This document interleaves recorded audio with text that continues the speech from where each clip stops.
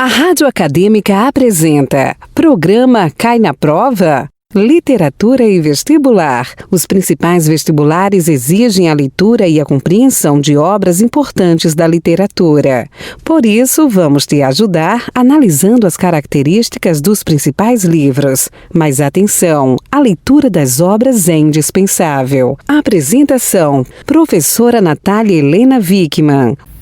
Oi, pessoal que nos acompanha pela Rádio Acadêmica, seja pelo site da rádio, pelo Facebook ou pelo YouTube. Eu sou a professora Natália e hoje a gente vai continuar falando sobre O Romanceiro da Inconfidência, da Cecília Meirelles. Se você não acompanhou a nossa discussão na semana passada, corre lá no canal do YouTube, vai estar lá, né, o link para vocês assistirem, onde nós conversamos um pouquinho, né, sobre como esse romanceiro foi composto, a questão estrutural dele e a importância de pensar, né, nos fatos históricos que aqui são trazidos de forma criativa, né, poética e criativa, ou seja, vai para o lírico, né.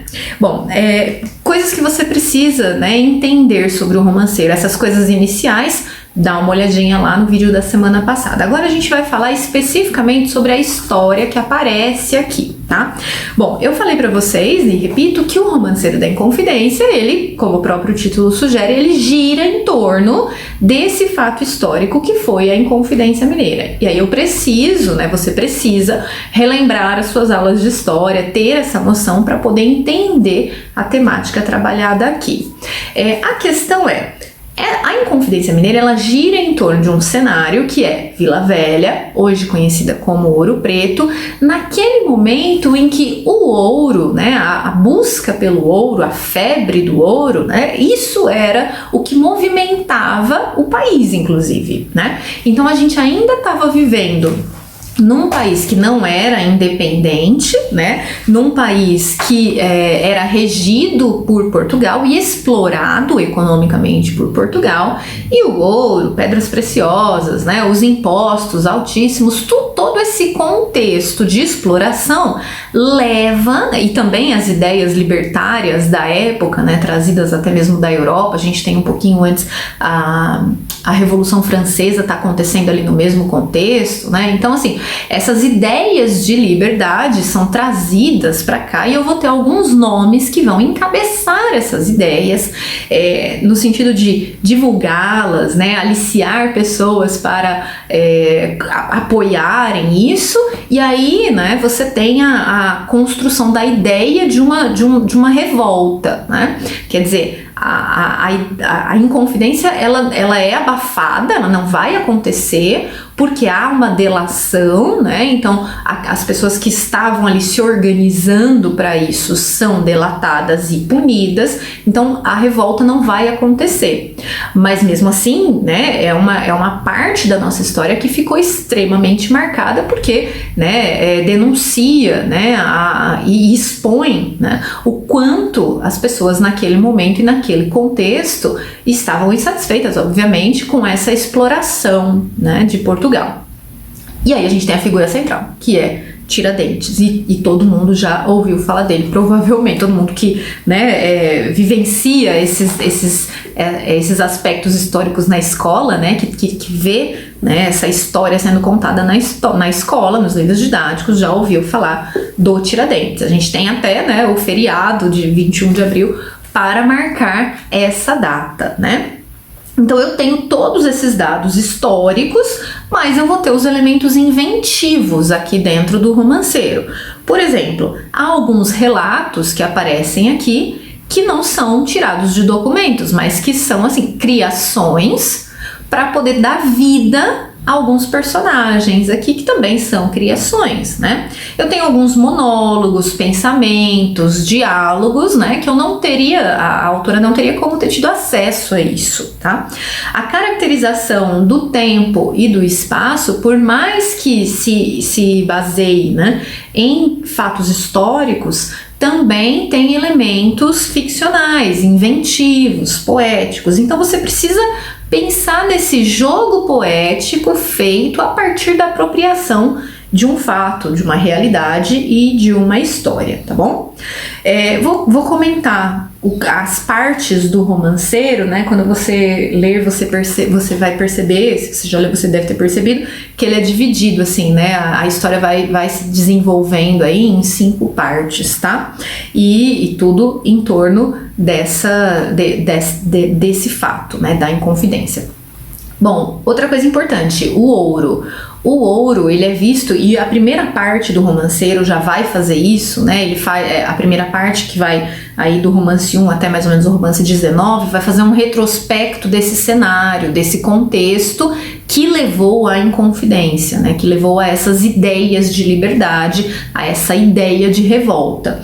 Nesse retrospecto, nós vamos ver, né, o ouro, a imagem do ouro, a descoberta do ouro, o trabalho pelo ouro, como algo negativo. É o ouro da cobiça, né? É o ouro que promove morte, é o ouro que leva as pessoas a um trabalho servil, né? É o ouro da ganância. Então você percebe que são valores pesados aqui, né? Valores negativos atribuídos a isso. Então meio que é um ouro, né, que promove essa riqueza, mas é o ouro da ganância. E tem um episódio aqui que é bem conhecido, né? E não é nem que é bem conhecido, mas ele é muito marcado porque chama a atenção nessa primeira parte, que é o da donzela assassinada pelo próprio pai. E é uma historinha contada aqui pelo ponto de vista da donzela assassinada, inclusive, né? Em que ela conta, e aí, tá vendo? É um elemento inventivo, né?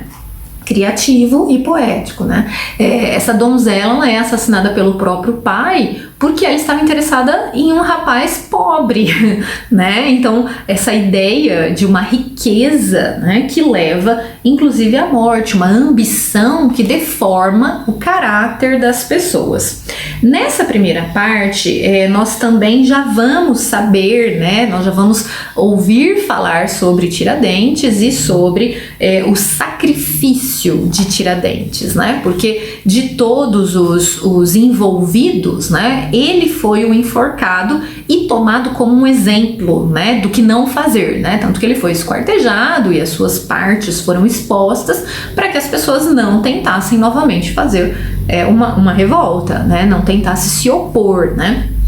E aqui ele é tomado, portanto, como mártir da Inconfidência. E nos momentos em que o próprio Tiradentes nos fala ou reflete, né, pela voz, pelas palavras do eu lírico, claro, ele se coloca como alguém que sabe, né, que está tomando essa posição, né, de assumir esse sacrifício pelo bem, né, da história em si. Tá? Já na segunda parte, a gente vai ver essa conspiração tomando forma, né? Então, as conversas, né?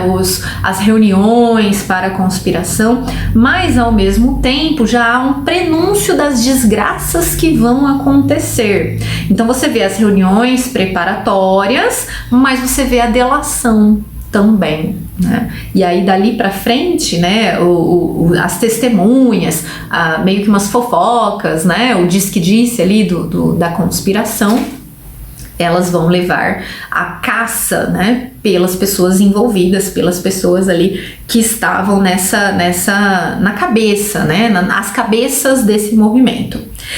A terceira parte é quando nós vamos entrar em contato com a morte de Tiradentes, então nós vamos ver a agonia, né, das horas anteriores ao seu enforcamento, a ida dele, a caminhada dele até a forca, né, a madrugada desde antes, né, o seu enforcamento até o momento do seu enforcamento. Você percebe uma tentativa aqui poética de reconstruir esse momento.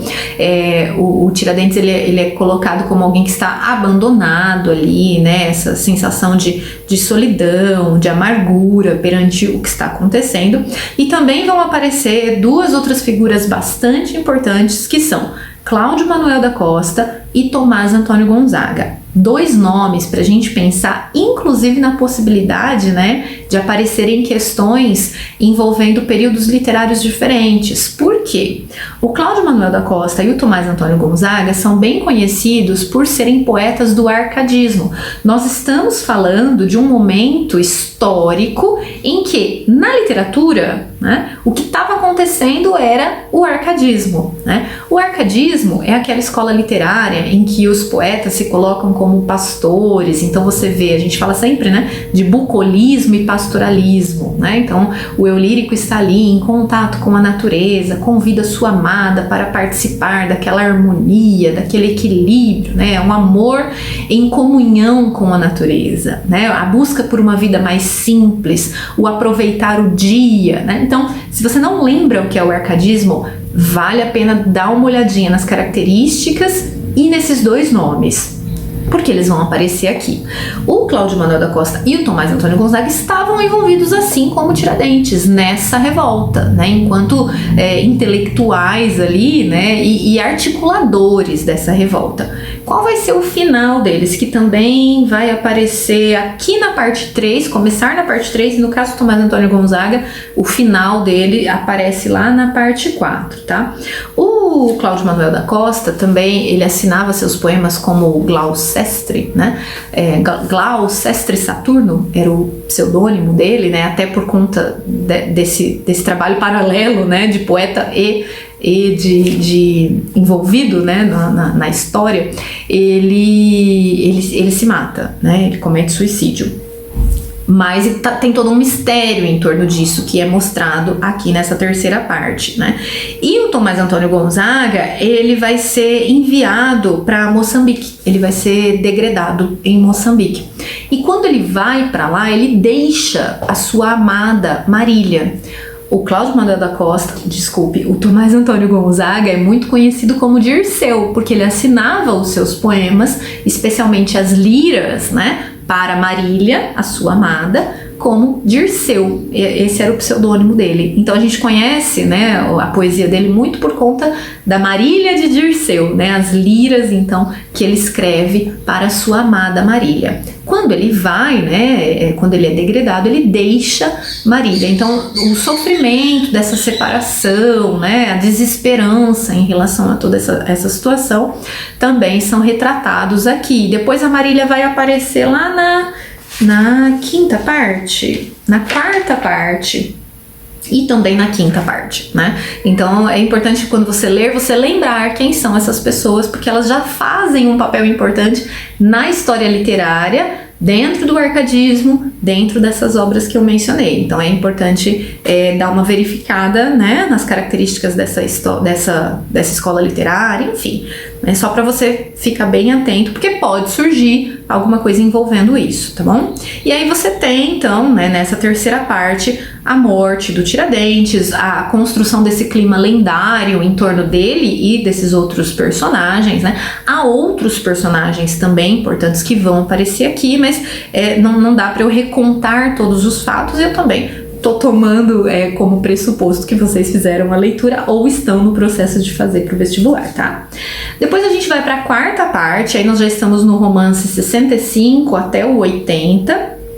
Depois são 5 partes e os romances acabam no romance 85, então já estamos chegando próximo ali do final, que é quando o Tomás Antônio Gonzaga vai para Moçambique. E aí é interessante porque ele deixa a Marília a todo esse sofrimento. A Marília vai ser retratada como uma pessoa que nunca vai se recuperar desse sofrimento, um abandono, que não é um abandono por querer, né? Lógico, ele foi degradado, né? Essa foi a pena, a punição dele pelo envolvimento, né, nos planos de Inconfidência, mas ele lá vai conhecer a Juliana Mascarenhas, vai ter um romance com ela e vai se casar com ela. Isso também aparece aqui na quarta parte. Um outro inconfidente importante, que na verdade é um dos principais, mas como ele não tem esse papel tão marcado na literatura, talvez a gente nunca tenha ouvido falar ou muito pouco, é o Alvarenga Peixoto, que também vai ser degredado para a África, e você vai ver aqui a narrativa desse degredo e da morte de sua filha e também de sua esposa. E no final dessa parte a gente encontra a Marília já, né, muito tempo depois, já octogenária aí, né, com o seu testamento. E aí nós vamos entrar na quinta parte, tá? Na quinta parte, que é bem mais curtinho, então o que marca, né, essa quinta parte aí é esse testamento da Marília, dizendo tudo que ela deixou, mas tudo que ela deixou na verdade são palavras, são esperanças, né, não é no sentido de bens, o que se contrapõe àquela ideia inicial da riqueza, do ouro, né, então você vê aí uma pessoa com outros valores, isso é importante de pensar, tá? E também você vai ver a Dona Maria I, que foi a rainha de Portugal, que na época, que nós já estamos 20 anos depois da conjuração, que na época foi quem assinou todas essas penas, todas essas punições, né? Então ela aparece aqui como uma personagem que está atormentada pelos fantasmas, né, pelos remorsos aí das sentenças, né, de morte e de degredo que ela assinou. Então ela é retratada como uma mulher agora, né, com olhos de loucura, ela está olhando, né, para esse drama, novamente revivendo, né, em sua memória esse drama, e isso teria causado, né, a loucura. Ela é uma personagem que quando veio para o Brasil, né, ela morre aqui no Brasil e morre louca, né? Ela vem para o Brasil em 1808, né? Então tudo isso já essas cenas, né, retratadas aqui nessa parte final do romanceiro, já estão ali 20 anos depois da Inconfidência, tá? E aí você tem uma exaltação muito bonita feita aos cavalos da Inconfidência, um poema todo sobre os cavalos da Inconfidência. Aí você vai ficar pensando, mas por que os cavalos? Aqui, né, você vai ver que é o animal que participa de toda a Inconfidência. Então, depois, se você fizer a releitura, você vai perceber a presença desses cavalos em toda a história da Inconfidência, mas também é o animal que participa de toda a história, né, dessa busca pelo ouro, né, é o animal que transporta esse ouro, é o animal que transporta as pessoas, né, veja que nós estamos falando ali, né, de século XVIII, né, então você vê a exaltação a esses cavalos. Então é interessante pensar, e essa exaltação ela acontece com um refrão bem marcado, que é: eles eram muitos cavalos, eles eram muitos cavalos, eles eram muitos cavalos. Em vários versos esse refrão aparece, e aí o poema se encerra com a fala dos inconfidentes mortos, que é um trechinho que eu gostaria de retomar. Teria outros aqui bem importantes pra gente reler, mas são muitos também, né? E aí, de novo, né, tomando por base a ideia de que vocês estão fazendo a leitura, talvez não seja necessário, mas vamos lá. Deixa eu só achar aqui.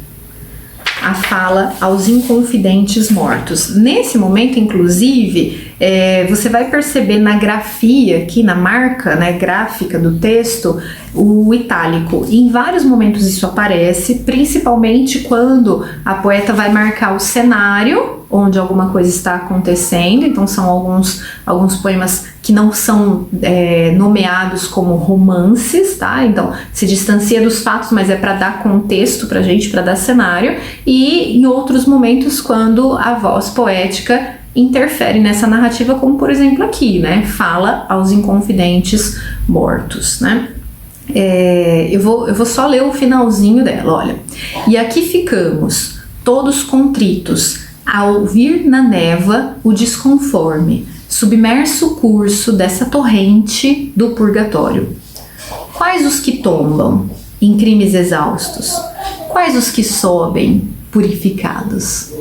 Então aquela ideia, né, da exaltação, primeiro, diminuir a glória daqueles que puniram, né, daqueles que cometeram os crimes. Então quem cometeu os crimes? Será que foram os inconfidentes? Né? fica bem claro pra gente, conforme você for ler, acho que vai ficar mais claro, né? Esse posicionamento. Aqueles que cometeram os crimes foram os que assinaram as sentenças, foram os que delataram, né? Foram os que abafaram essa inconfidência, enquanto que os que sobem serão purificados, né? Então é aquela ideia de que a história é implacável, né? Conforme o tempo passa, a gente observa, olhando para trás, quem de fato é o réu, quem de fato é o criminoso, quem de fato, né, fez alguma coisa boa ou ruim pela história desse país, é o que ela coloca, né? E ela termina com esse ponto de interrogação. Quais os que tombam em crimes exaustos? Quais os que sobem purificados? Vai ao encontro do que ela falou ali naquele textinho que eu falei na semana passada, né? Quando ela explica o romanceiro, a construção do romanceiro, dessa necessidade, né? De colocar aí pra gente essa contraposição, né? Aqueles que, por exemplo, colocar o Tiradentes, né? Como enforcá-lo e retalhar seu corpo e expor como prova do que não deve ser feito, né? Como uma demonstração concreta do que não deve ser feito, né? Isso vai ser exaltado? Não pela história, a gente já sabe, né? Então essa contraposição é bem interessante. Espero que vocês tenham gostado, espero que tenha ajudado na leitura e espero que quem não leia faça essa leitura, porque de fato assim, vale muito a pena, né? Pensando até na possibilidade de nós nos aprofundarmos mais, né, na história do país. Até a próxima e obrigada!